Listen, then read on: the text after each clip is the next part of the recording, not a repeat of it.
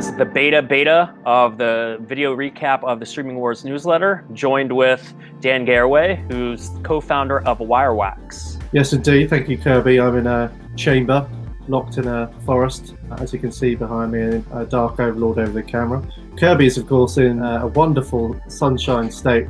It is the sunshine state. Sunshine state. You haven't even had a quarantine yet, and you're already I'm already fumbling my words, yeah.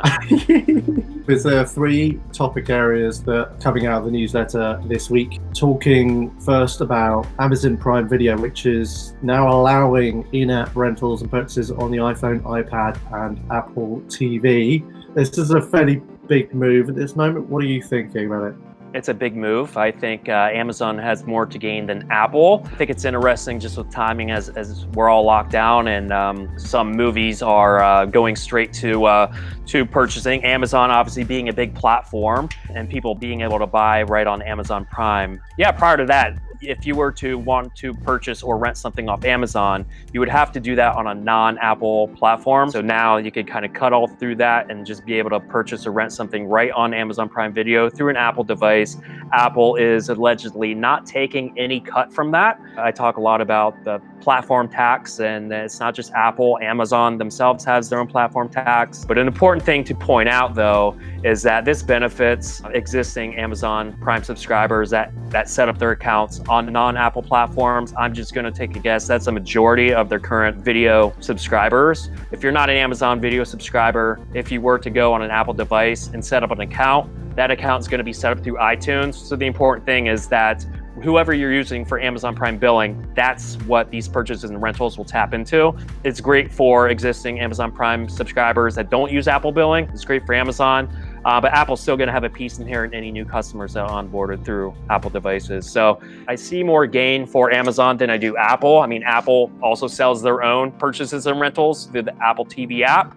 Obviously, it behooves Apple that you use their platform. As my colleague Gary Delfiner says, quid pro quo. So basically, there's also an Apple TV app that exists on Amazon devices. So is Amazon going to allow purchases on Apple TV apps to not be taxed by Amazon on Amazon Fire devices? To be determined. Also, there's a thought there that this is somewhat a move by Apple to reduce some regulatory concerns brought up by Spotify. Do you think this is, do you think this is impacted by the time we're in, or do you think this was a decision that was made prior? I think this is made well before coronavirus. There's some threads circulating about some special integrations with metadata content. I believe this is very custom integration with Apple and Amazon. So this isn't just turning it on for the sake of let's be nice and play well until this goes away and that we don't have to anymore. I think there was similar movements forward from Amazon recently with Google casting. I can now cast from my Amazon Prime Video app onto my Google Chromecast. I wasn't able to do that a few months back. Do you think Tim Cook and Jeff Bezos have literally had a phone call about this, and what do you think they've said? Are they looking to give the customer a better experience, which is what Jeff Bezos would have had on his briefing document from day one? Or do you think it's to try and ward off the regulators to say, look, we can self-regulate our industry, we can give the customers the best choice, and it's a bit more strategic on that standpoint? Would you have a leaning? I would like to think it's because of a better experience for consumers, because consumers ultimately suffer. As much as I like to think it's because we want consumers to have a better experience. No single company is going to win. I think a lot of companies are going to be figuring things out like this. Apple, as video is concerned, is a platform. It's a distribution platform where you can access direct-to-consumer apps. Amazon, as far as video is concerned, distribution platform, same thing. Those companies have both moved into becoming services of their own. They've touched so many parts of the supply chain of the way we consume video entertainment. I mean, the whole idea with OTT, day one, was as a consumer, I need to be able to watch what I want, when I want, where I want. And as an Apple TV Plus customer, it's kind of silly if I can't get that service on Samsung. As an Amazon Prime Video subscriber, it's kind of silly I can't get access to all of the content on an Apple platform. So to go back to the question, I mean, this is just where we are. And I don't think it was to benefit consumers. It's how do we play in each other's ecosystems, because we're going to have to. Do you think this is also a mission from these industry players that the streaming wars might have happened, and it's now the content wars? The streaming distribution points are the thing that have commoditized, and everyone's already said, we just need to share this stuff. We all need the consumers. and we're not going to win by competing on the distribution points. If we are going to compete and win, it's going to be on the content. I go to Showtime.com, gives me 12 places I can watch Showtime. Are we in a content wars? I could get Showtime anywhere. What I think by streaming wars, it's a war over the customer relationship and data.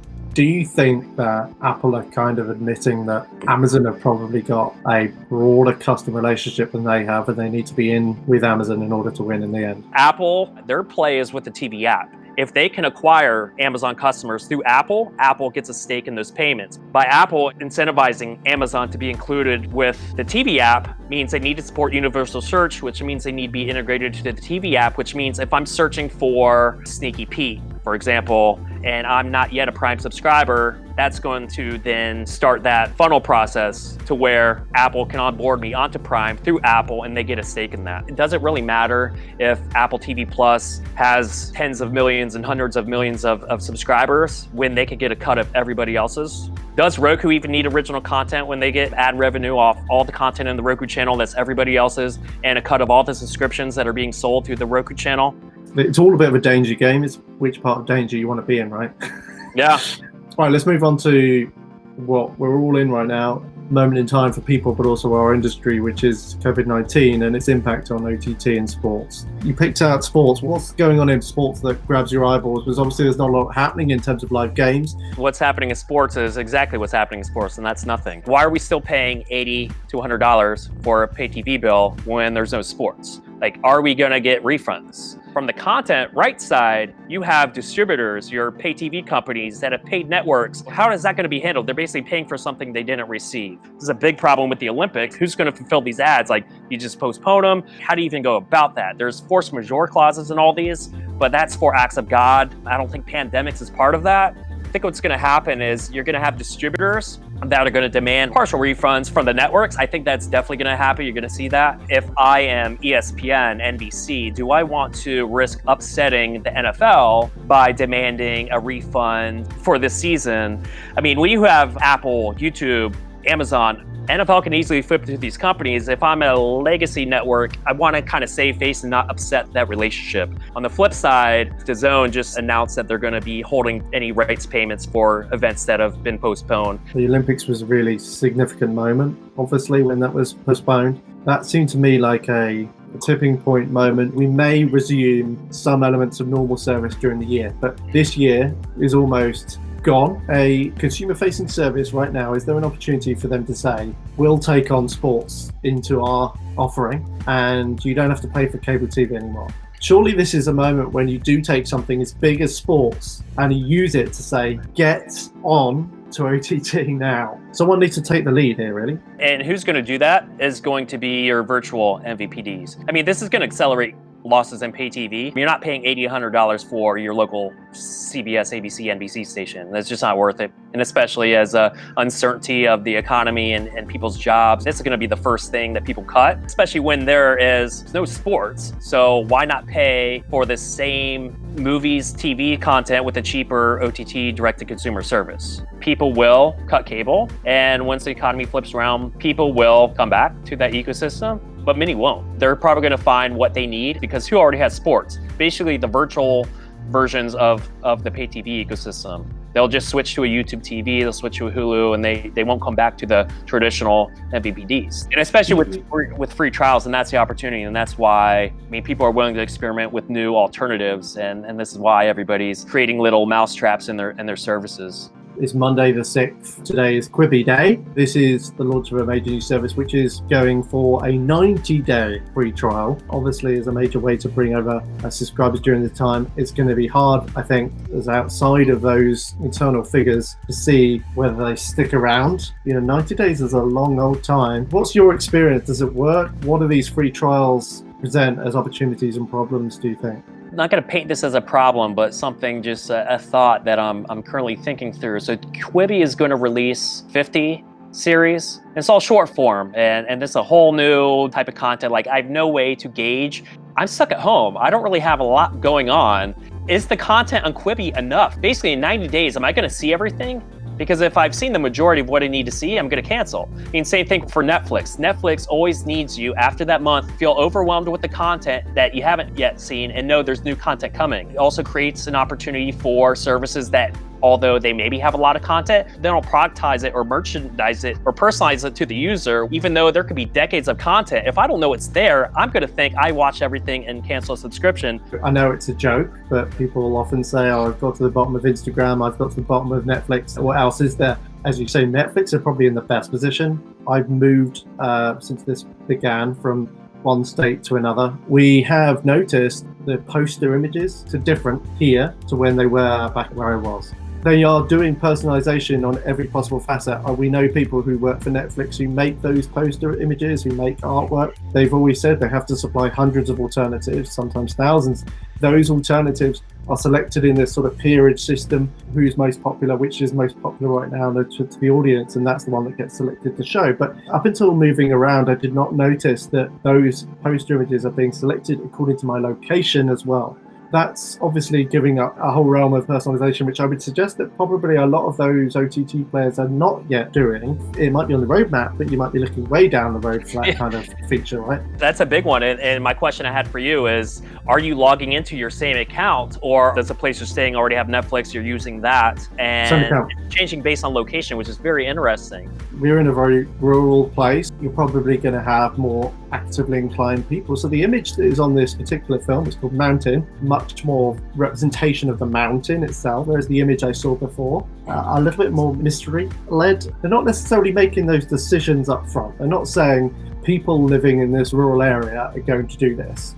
They're leaving it to the audience. The audience is seeing it and they're clicking on it more, they're liking it more. I'm guessing that's the mechanism they're using to see whether that's the image that's going to be displayed. I'm going to throw out a counterpoint devil's advocate for you. I know a bit about the image algorithm, had no clue about the location based. Could it be it's not by location, but it's because Dan's stuck in the middle of the woods. Dan's watching more mountain videos and woods videos and other things, because I do know it's based on what you respond to. And if you're watching a lot of movies that feature mountains and wood scenes, that could affect the thumbnails of other movies. That could have been a guy's face back in Brooklyn. Now it's a mountain because, well, Dan obviously has an affinity for mountains these days.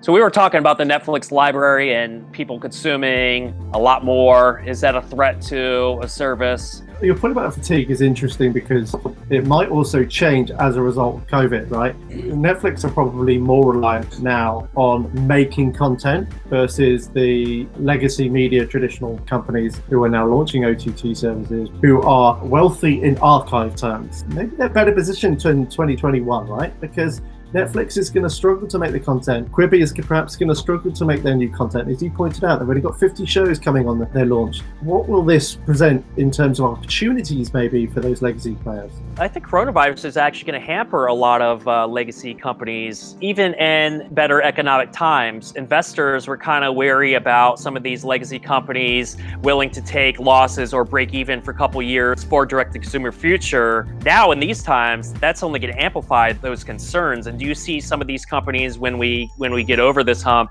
kind of slow down the direct-to-consumer path? Is certainly going to create a more difficult environment for a legacy company to roll out a true direct-to-consumer offering. And this is the toughest thing for a legacy company to do. It's like, you can't cut off this line of business to do this one. You're stuck in the middle, figuring out the best way to do it. Like Warner Media, Disney was willing to forego short-term losses for longer gains. Building a subscriber business in tough times when you're backed by investors that are uncertain about the future, that's got to be tough. Let's see how this plays out. Obviously, today is the launch of Quibi. By next week's Streaming Wars newsletter, we will have a week of that service under our belt. I don't know whether we'll know any public stats, probably not, but we'll have some hopefully anecdotal feedback and our own experience. What you'll see next week or the week after is you'll see App Annie put out a figure on how many times the Quibi app's been downloaded from the store. But that doesn't even mean that people activated the app. That means opened it up for the first time and not just sitting on the screen, never used. It certainly doesn't mean subscribers at all. I expect a big number, but it's what after that I really, as just what I do with 4320, care about. Thank you, Kirby. Thanks for the Streaming Wars newsletter. And we'll see you next week. All right, sounds good. Take care.